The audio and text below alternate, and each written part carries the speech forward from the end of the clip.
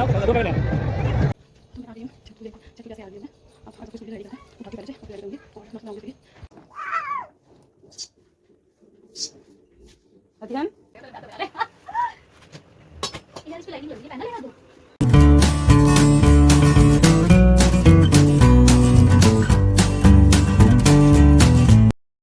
Guys, good evening, Radhe Radhe, जय श्री कृष्णा, नमस्ते। कैसे हैं आप सब लोग? आई होप आप सब ठीक होंगे।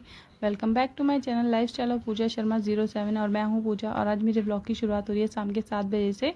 और आंटी के यहाँ से हमें इनवाइट किया गया था कोसी भराई के लिए, तो हम वहाँ पर गए थे। और मैं फ़र्स्ट टाइम आई हूँ कोसी भराई में और बहुत अच्छा लगा देखकर।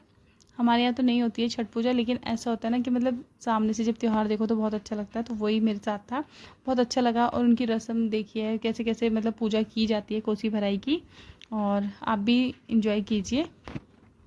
मैंने शादी के बाद ही देखी है छठ पूजा।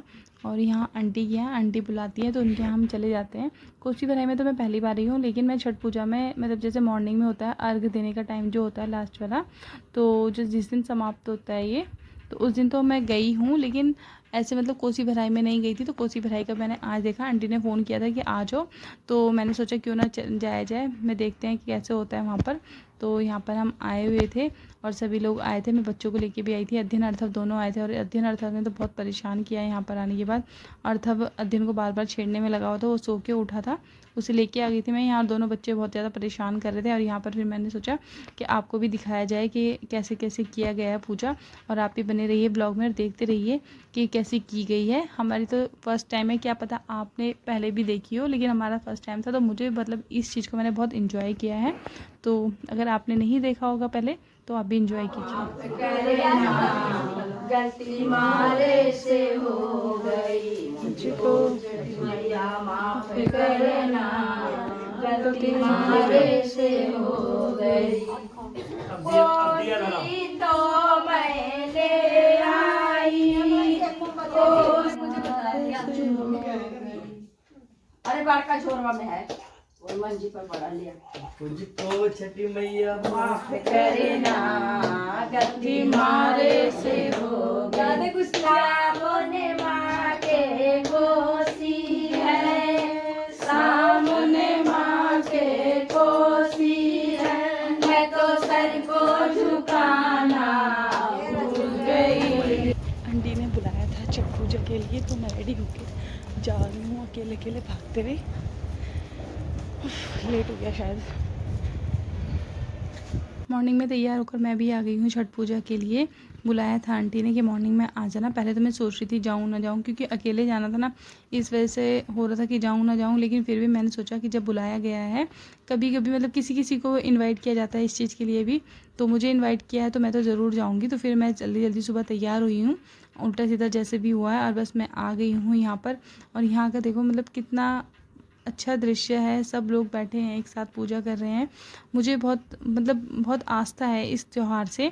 हमारे यहाँ तो नहीं होता है, लेकिन बहुत मतलब आस्था है मुझे। मुझे बहुत अच्छा लगता है यहाँ पर आना। तो फिर आंटी जब भी मुझे बुलाती है तब भी आती हूँ मैं। लास्ट टाइम जब बुलाया था, लास्ट टाइम तो मैं नहीं आ पाई थी, क्योंकि लास्ट टाइम मैं देहरादून में थी मम्मी के घर पर। और इस बार आंटी ने बुलाया तो मैंने सोचा कि मौका नहीं छोड़ा जाएगा, तो हम यहाँ पर पहुँच गए थे। हम क्या मतलब मैं अकेली आई थी, हस्बैंड तो सो रहे थे, तो मैंने किसी को परेशान नहीं किया है। बस मैं अपने आप अकेली तैयार हुई हूँ और मैं यहाँ पहुँच गई थी।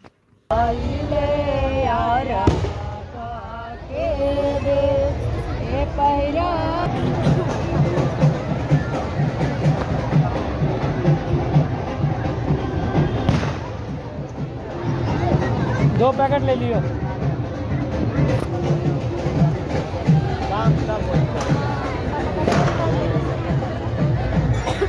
ले आओ तो 2 पैकेट ले आओ। तो यहाँ पर दिन निकल गया था और आंटी गई थी अर्घ देने के लिए घाट में नीचे। और हम यहाँ पर आंटी को देख रहे थे दूर से ही, और बहुत अच्छा लग रहा था यहाँ पर। और मतलब बहुत उत्साह के साथ सब यहाँ पर ये घाट पे मनाते हैं। यहाँ पर जब से यहाँ पर रामतलाई बना है, तो यहाँ पर सबके लिए बहुत सुविधा हो गई है, और मतलब बहुत अच्छा है, सब एक साथ कर लेते हैं। नहीं तो पहले बहुत प्रॉब्लम होती थी। और मैं तो मतलब सेकंड टाइम आई हूँ और मुझे तो बहुत अच्छा लगा है।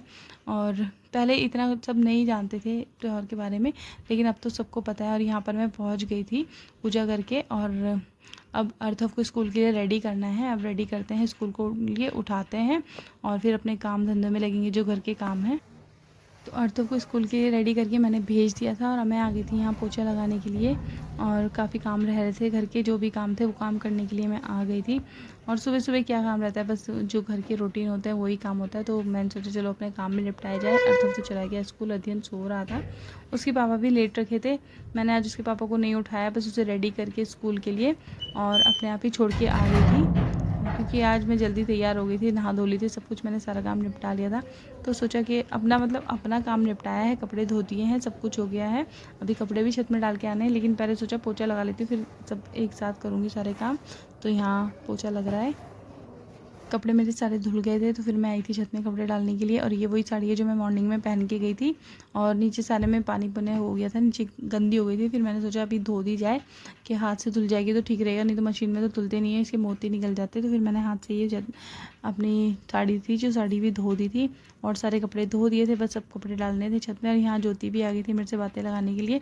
जब भी मैं छत में आती हूँ ना कपड़े डालने के लिए सुबह, तो ज्योति भी आ जाती है। कुछ काम तो मेरा ऐसा हो जाता है ना कि हम बातों में लग जाते हैं ना, तो काम के लिए लेट हो जाता है। फिर मैं यहाँ पर उससे बात भी करने में लगी हुई थी और अपने काम भी निपटा रही थी। घर में छोटे छोटे काम इतने ज़्यादा हो जाते हैं ना कि अपने लिए टाइम नहीं लग पाता है। आज मैं मॉर्निंग से उठी थी और तो पूरा दिन आज मेरा ऐसा गया है ना कि कभी कुछ याद आया करने का, कभी कुछ याद आया, तो सारे काम करने। मैंने सोचा कि आज थोड़े बॉडी में एनर्जी है तो सारा काम कर लिया जाए। अर्थव के अध्ययन के ना कपड़े भी रह रहे हैं, अब ठंड थोड़ी शुरू हो गई ठंडी, और कपड़े सारे उनके अंदर भी पैक हैं। तो फिर सोचा कि आज कपड़े भी बाहर निकाल लूँगी, तो सारे कपड़े बाहर निकल जाएंगे तो बच्चों को बनाने में ईजी रहेगा। और काफ़ी टाइम से सोच रही हूँ, पता ये इतना मतलब भारी काम लगता है मुझे, क्योंकि कपड़े निकालो, फिर पुराने वो गर्मियों के कपड़े डालो, ठंडियों के कपड़े निकालो, तो बहुत बड़ा काम हो जाता है मेरे लिए। तो और टेंशन ऐसी होती है ना कि कौन से निकालूँ कौन से ना निकालूँ, क्योंकि अभी ऐसा हो रहा है मौसम की इतनी ठंड भी नहीं है, इतनी गर्मी भी नहीं है, तो उसके अकॉर्डिंग कपड़े निकालने पड़ेंगे। और मेरा तो माइंड हैंग हो जाता है कि इतने कपड़े हैं ना बच्चों के, ये समझ में नहीं आता है क्या लेन रखना है, क्या मतलब निकालना है। और फिर भी बस आज तो जो काम करना है सोच लिया है कि आज तो करना ही है। तो बस अब यहाँ पर मैं कपड़े डालूँगी और नीचे खाना बनाया है मैंने दिन का, और दिन के खाना बनाने के बाद बस आज तो शुरू करना है अपना कार्यक्रम कपड़े निकालने का। कपड़े मैंने सारे डाल दिए थे, फैला दिए थे मतलब, और रह गया था काम पौधों में पानी डालने का। मैं जा रही थी नीचे, देखा तो पौधों में पानी नहीं डाला है, तो फिर मैंने सोचा चलो पौधों में पानी डाल दिया जाए। तो यहाँ पर मैंने ऊपर से ही बाल्टी ली है ज्योति के यहाँ से, और यहाँ सारे पौधों में जो मेरे पौधे हैं थोड़ा थोड़ा पानी सब पौधों में डाल दूँगी, क्योंकि सूख रहे थे। एक दिन ना हो डालो तो फिर सूखने लगते हैं, तो कल मैंने नहीं डाला था इनमें पानी, तो ये ऐसे हो रहे थे ना, सूखे सूखे से लग रहे थे मुझे। तो मैंने सोचा चलो पानी भी डाल दिया जाए और आगे काम थोड़ी देर में करेंगे। पहले जो मेरा मेन काम है वो काम मैं अपने निपटाती हूँ। पौधों में पानी डालना भी ज़रूरी है। और यहाँ पर ज्योति से बातें भी मार रही थी और अपना पानी भी डालने में लगी थी गमलों में। और यहाँ नीचे आई हूँ, नीचे आके देखा तो इसके पापा इसे छेड़ रहे थे, और अध्ययन इतना चिढ़ रहा था ना, नीचे ही लेट गया है और मतलब चिढ़ रहा है बहुत ज़्यादा। उसकी तरफ ले जा रही हूँ ना फ़ोन भी, तो बहुत चिढ़ रहा था कि मेरे पास मत लाओ, और हल्ला मचा रहा था। अध्ययन को छोड़ के मैं आ गई हूँ किचन में। हस्बैंड जी बोल रहे थे कि नाश्ता दे दो, बहुत देर हो गई है। तो यहाँ नाश्ता बनाने के लिए मैं आ गई थी। आलू गोभी की सब्ज़ी मैंने रात को ही बनाई थी, और बस रोटी बनानी थी, तो रोटी बनाने के लिए आ गई थी मैं किचन में। और हस्बैंड जी को बस अब ताज़े ताज़े फुलके तो नहीं बनाऊँगी, रोटी बनाऊँगी। तेल के हाथ की रोटी बनाते हैं हमारे यहाँ, तो वही रोटी बनाऊँगी और हस्बैंड जी को देते हैं खाने के लिए। और यहाँ अध्ययन के एक्सप्रेशन देखो, अध्ययन के पापा से पानी दे रहे तो खुश हो जा रहा, नहीं दे रहे ना तो रोना शुरू कर दे रहा है। बस इन दोनों का यही चलता रहता है, दोनों भाइयों का। और यहाँ देखो मैंने फैला दिया अपना सारा काम, करते हैं सफाई। देखिए नहीं आने का नाम है।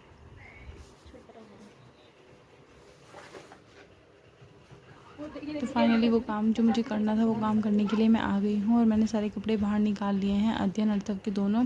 अब जो गर्मियों के कपड़े हैं वो पैक किए जाएंगे, और जो ठंडी के कपड़े हैं वो निकाले जाएंगे।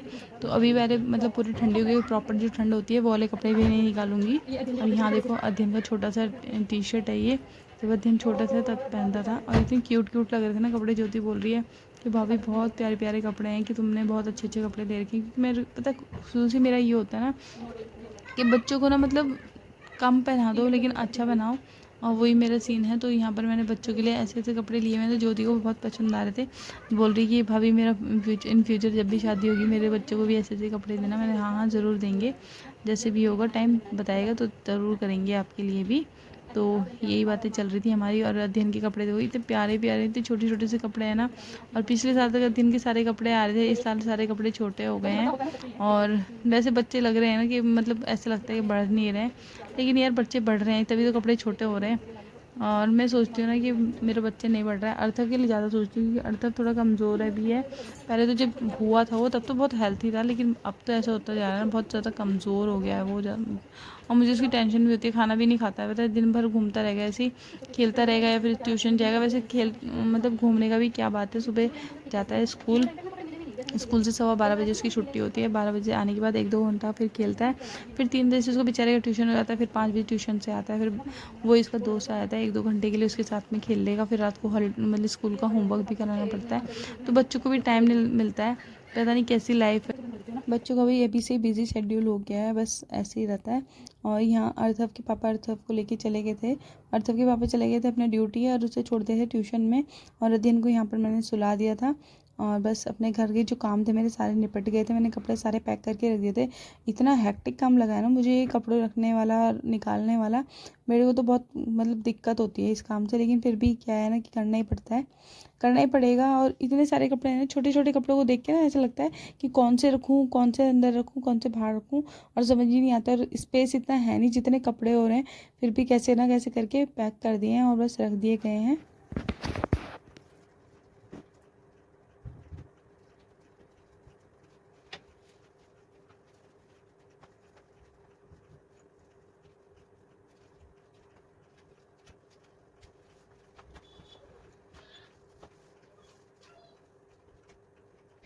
सफाई करने के बाद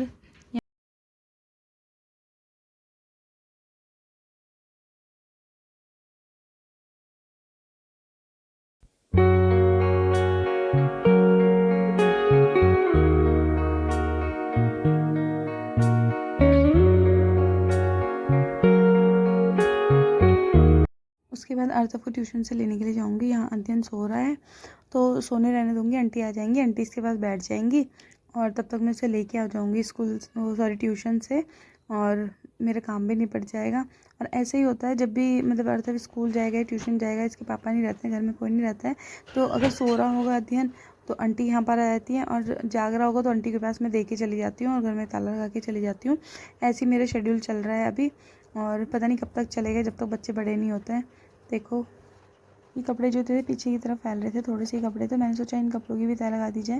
और ये जो वाइट पैंट है ना अर्थव की, ये कल ही निकाली है, धोई थी, और इसमें रखी तो मैंने साफ़ थी, लेकिन अंदर जब निकाली है ना अंदर से, तो इसमें से पता नहीं क्या येलो येलो इसमें कुछ लग रहा था। और साफ़ करने की बहुत कोशिश करी, लाइट तो हो गया लेकिन बिल्कुल साफ़ नहीं हुआ। ब्लीच से भी साफ़ किया लेकिन साफ़ ही नहीं हो रहा है। अब देखो आगे अगर साफ़ होता तो ठीक है, नहीं तो उसका कुछ ना कुछ तो जुगाड़ लगाना पड़ेगा, इसे देखना पड़ेगा। तो बस आज का मेरा ब्लॉग यही था, बिजी शेड्यूल था मेरा, वो यही था। अगर आपको मेरा ब्लॉग अच्छा लगा हो तो चैनल को लाइक, सब्सक्राइब और शेयर करके ज़रूर जाना। मिलते हैं नेक्स्ट ब्लॉग में, bye bye and take care.